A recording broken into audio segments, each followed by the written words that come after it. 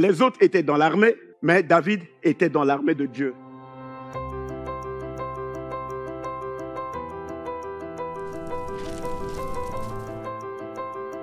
On voit l'histoire d'Apollos.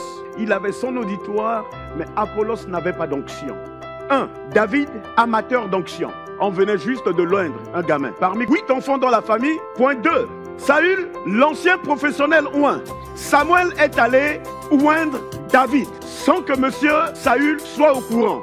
Eliab, professionnel non oint. C'est juste un pro, mais pas d'onction. Goliath et les Philistins, les professionnels anti-onction. Goliath sort, il sort contre quelle armée? L'armée d'Israël. Il les menace tous les jours. Donc David a été appelé pour faire la différence.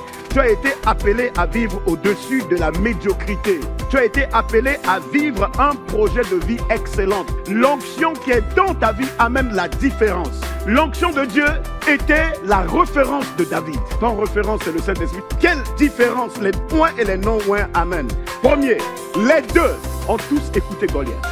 Les deux également ont vu le géant. Les Eliab sont du point de vue logique.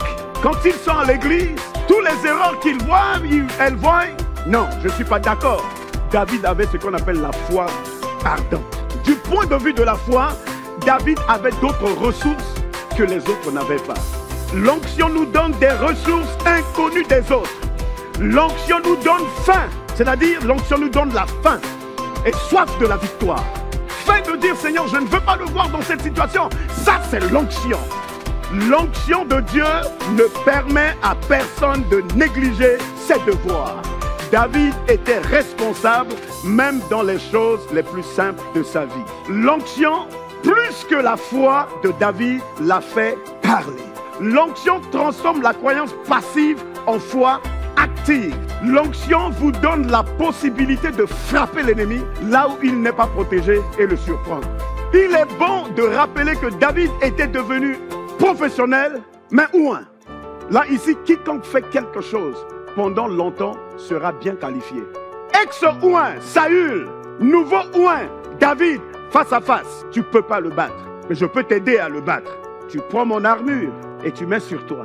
Pourquoi Saül lui-même n'a pas fait face à Goliath? Ce que David a vu, l'armée d'Israël en entier n'ont pas vu. On a besoin de l'huile de Dieu, l'huile spéciale de Dieu. Tu pries, tu as le désir de faire beaucoup de choses de Dieu, mais demande à Dieu l'onction.